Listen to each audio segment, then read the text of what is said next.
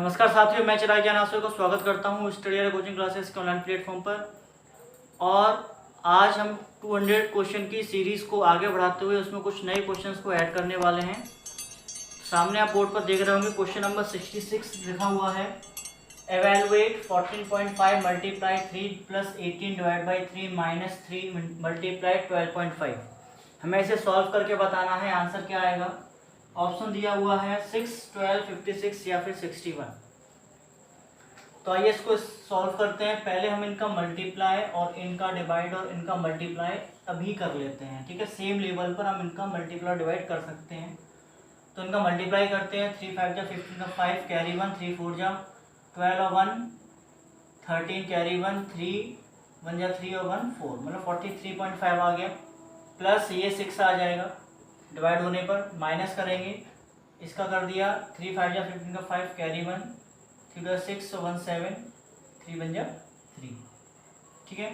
इसको हम सॉल्व कर लेंगे। देखो 6 है, ये 6 को ऐसे रखा, इन दोनों को माइनस कर दिया मैंने, इनको और इनको माइनस कर दिया।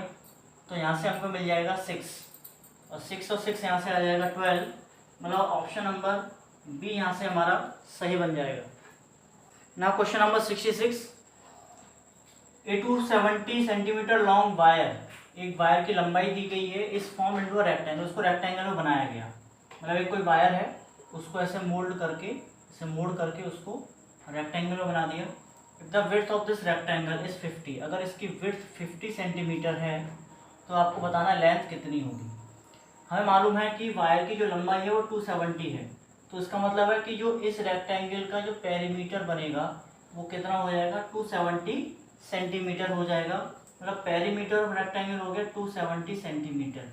यहाँ से हम पेरीमीटर का फॉर्मूला लगा के बहुत आसान तरीके से लेंथ को निकाल सकते हैं। फॉर्मूला होता है 2l प्लस बी, और यहाँ से आप p की वैल्यू लगा दीजिए 270, 2l प्लस बी, बी हमको 50 सेंटीमीटर दिया हुआ है। जब इसको हम यहाँ पर डिवाइड करेंगे तो 135 आ जाएगा, माइनस 50 कर देंगे यहाँ पे लाके तो l बनेगा, और जब इसको हम माइनस करेंगे तो ये 0 हो गया और ये 8 हो गया।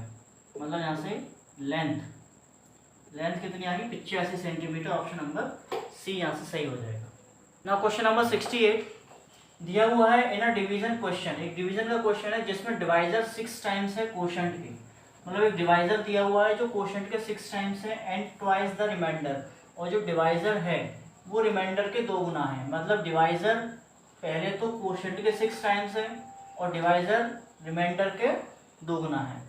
इफ द रिमाइंडर इज 6, अगर रिमाइंडर 6 है तो व्हाट इज द नंबर, तो हमें नंबर बताना है क्या होगा। रिमाइंडर कितना है, 6 है, ठीक है। और डिवाइजर रिमाइंडर का ट्वाइस है, मतलब डिवाइजर जो है, डिवाइजर रिमाइंडर का ट्वाइस है ना। तो डिवाइजर रिमाइंडर का ट्वाइस है, मतलब डिवाइजर कितना हो गया 12, और डिवाइजर कोशेंट का 6 टाइम्स है, ठीक है। कोशेंट का जो डिवाइजर है, डिवाइजर कितना है, कोशेंट का 6 टाइम्स होगा।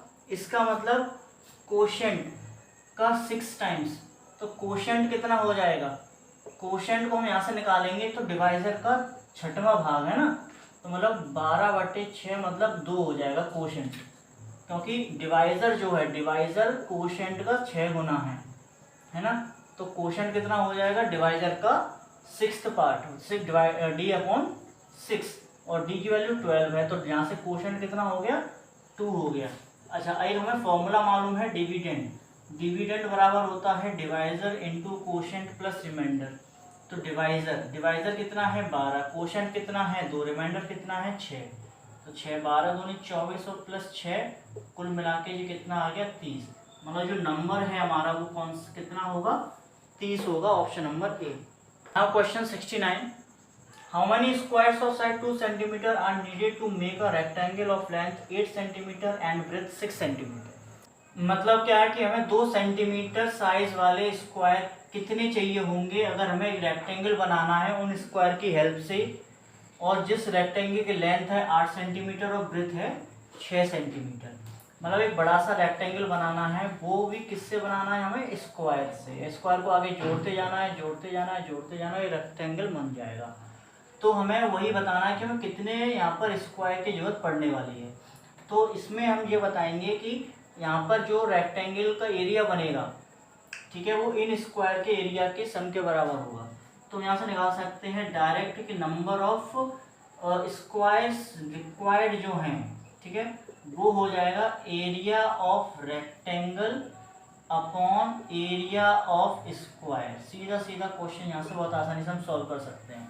तो इसकी लेंथ और ब्रेथ कितनी दी है, इसका फॉर्मूला होता है L इंटू बी होता है, ठीक है। और यहाँ से इसका क्या होता है, साइड स्क्वायर होता है। तो L इंटू बी हमने ले लिया 8 इंटू 6, है ना, 8 इंटू 6 अपॉन साइड स्क्वायर मतलब 2 इंटू 2। इसको कट कर देंगे 3 हो गया, इसको कट कर दिए 4 हो गया, मतलब ये कितना आ गया 12 स्क्वायर, है ना, 12 सेंटीमीटर नहीं होगा ये 12, मतलब 12 स्क्वायर हमको जरूरत पड़ेंगे। ऑप्शन नंबर डी यहाँ से हमारा सही हो जाएगा। Now question number 70, 2/5 of a centimetre is same as, मतलब 1 सेंटीमीटर का 2/5 बताना है, कितना होगा, 2 mm होगा, 2 सेंटीमीटर होगा, 4 mm होगा या फिर 4 सेंटीमीटर होगा। तो मतलब 2/5 ऑफ किसका बताना है, 1 सेंटीमीटर का। तो 1 सेंटीमीटर को हम सॉल्व तो नहीं कर सकते, हमें आंसर यहाँ पर mm और cm दोनों में दे रखा है। और सीधी सी बात है कि 1 सेंटीमीटर का 2/5 निकालेंगे तो 2 cm और 4 cm तो कभी नहीं आ सकता, ठीक है। तो हम यहाँ पे क्या करेंगे, इसको 10 mm कर लेंगे। 1 सेंटीमीटर में 10 mm होते हैं। यहाँ से हमने इसको सॉल्व कर दिया तो आंसर आ गया हमारा 4 mm, मतलब ऑप्शन नंबर सी यहाँ से हमारा सही हो जाएगा। ना question number 71, what is the value of, हमको एक सीरीज दी गई है, अप टू n टर्म्स हैं, इसमें हमें ये बताना है कि इसका वैल्यू क्या आएगा। 4 ऑप्शन दिए गए हैं, 0 आएगी जब n इवन नंबर होगा, 2 आएगा जब n इवन नंबर होगा, या -2 आएगा जब n ऑड नंबर रहेगा, या 0 आएगा जब n ऑड नंबर रहेगा। तो इसका आंसर जो है आपका ऑप्शन नंबर ए रहेगा। कैसे रहेगा कि यहाँ पर आप देख रहे हैं सब प्लस माइनस के हैं, सब ये कटते चले जाएंगे। सामने 6 हमको 2s नजर आ रहे हैं, मतलब यहाँ पर हम n को, फॉर एग्जांपल n को यहाँ पर 6 मान के चले, तो इसका आंसर हमें यहाँ कितना मिल रहा है, 0 मिल रहा है। क्यों मिल रहा है यहाँ पे 0, क्योंकि सभी यहाँ पर एक दूसरे को कैंसिल आउट कर रहे हैं। अगर हम यहाँ पर कोई भी ऑड नंबर या इवन दूसरे नंबर लेके चलेंगे तो हमें ये वाले ऑप्शंस एक भी यहाँ पर सही नहीं मिलेगा। तो यहाँ पर एक छोटा सा हमने सीरीज मान लिया कि 6 नंबर है, एक इवन नंबर है, और उसमें हमने सॉल्व करके देखा तो यहाँ पर आंसर क्या मिला, 0, मतलब इवन होने पर n क्या आएगा, 0 आएगा। क्वेश्चन नंबर 72, आफ्टर 10 years मनीज age will be 5 times of his age 6 years ago, मतलब 10 साल बाद मनी की जो एज होगी वो 5 गुनी हो जाएगी 6 साल पहले जो उसकी एज थी उसकी, है ना।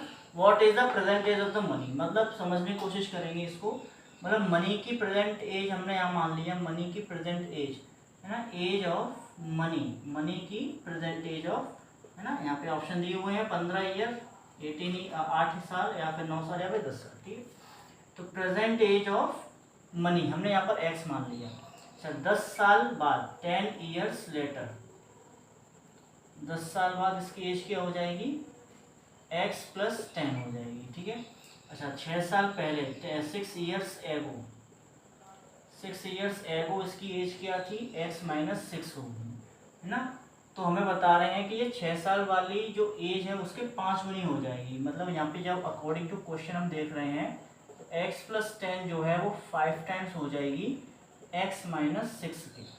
तो जो हो जाएगा x + 10 बराबर हो जाएगा 5x - 30, इसको हमने यहाँ बुला लिया तो ये -4x हो गया, ये उधर चला जाएगा तो -40 हो जाएगा, ये कट जाएगा तो यहाँ पर आ जाएगा 10, मतलब उसकी अभी प्रेजेंट एज कितनी है मनी की, 10 साल है, मतलब ऑप्शन नंबर डी यहाँ से सही हो जाएगा। Now question number 73, the number which divides 88 and 160 leaving remainders 3 and 7 respectively is, हमें एक नंबर बताना है जो 88 को और 160 को डिवाइड करता है। तो 88 को डिवाइड करने पर 3 रिमाइंडर बचता है और 160 को डिवाइड करने पर 7 रिमाइंडर बचता है। तो वो नंबर कौन सा है, एक ही नंबर है, वो कौन सा नंबर है वो आपको बताना है। ऑप्शन दिए हैं 13, 17, 21 या फिर 28। तो हम क्या करेंगे, 88 को जब डिवाइड दिया जाता है उस नंबर से तो रिमाइंडर बचता है 3, तो इसको माइनस कर दो तो इसमें आ गया 85, रिमाइंडर माइनस करने पे कितना आ गया, 85 आ गया। ऐसे ही 160 को जब डिवाइड दिया जाता है तो रिमाइंडर बचता है 7, तो इसमें कितना आ गया 153, और हम ये देख पा रहे हैं कि ये जो नंबर आए हैं ये दोनों ही नंबर 17 की टेबल से डिवाइड हो जाते हैं। ठीक है, अगर 17 को 88 में डिवाइड देंगे तो हमें रिमाइंडर बच जाएगा 3, और जब 17 का डिवाइड देंगे 160 में तो हमें रिमाइंडर मिल जाएगा 7। तो हमारा ऑप्शन नंबर बी ही यहाँ से सही हो जाएगा। ना question number 74, the number of lines of symmetry in the letter H is. हमें एच में बताना है कि number of line of symmetry कितनी होंगी, 0, 1, 2 या 3। तो लाइन ऑफ सिमेट्री अगर हम देखें ध्यान से तो ये कुछ इस तरीके से बनेगा, तो जिसमें एक लाइन तो ऐसे बन सकती है और एक लाइन कुछ ऐसे बन सकती है, मतलब इसमें 2 ही लाइन ऑफ सिमेट्री पॉसिबल हो सकती है। ना question number 75, if A star B equals to A multiply B plus B then the value of 5 star 7। मतलब ए स्टार बी का हमें एक जनरल फॉर्म यहाँ पे दिया गया है कि ए स्टार बी को हम कैसे सॉल्व कर सकते हैं, और हमें सॉल्व करके बताना है कि 5 स्टार 7 की वैल्यू कितनी होगी। ऑप्शन आपको दिए गए हैं 35, 42, 12 या 59। तो हम इसी को उसमें वैल्यू को पुट कर देंगे। हमें निकालना है 5 स्टार 7, और ये क्या है 5 की जगह पर ए की जगह पर 5 पुट करना है, बी की जगह पर 7 और बी की जगह पर 7। तो 5 मल्टीप्लाई 7 प्लस 7 कर देंगे यहाँ पर, तो 5 7 या 35 हो जाएगा। 35 प्लस 7 कितना हो जाएगा यहाँ से 42 हो जाएगा। मतलब ऑप्शन नंबर बी यहाँ से हमारा सही हो जाएगा। तो साथियों हमने इस सीरीज में अभी 10 क्वेश्चंस को और ऐड किया है, तो टोटल क्वेश्चन 75 कंप्लीट कर चुके हैं 200 की सीरीज़ में। नज़दीक आपकी डेट भी बढ़ती जा रही है एग्ज़ाम की। ठीक है, तो उम्मीद है कि आप अपनी प्रैक्टिस को जारी रखे होंगे और साथ में हमारी वीडियोस की प्रैक्टिस भी आप लगा रहे होंगे। लगातार वीडियो को वॉच आउट करते रहें और हमारे चैनल के साथ जुड़े रहें, अपने साथियों को भी अवश्य जोड़ें।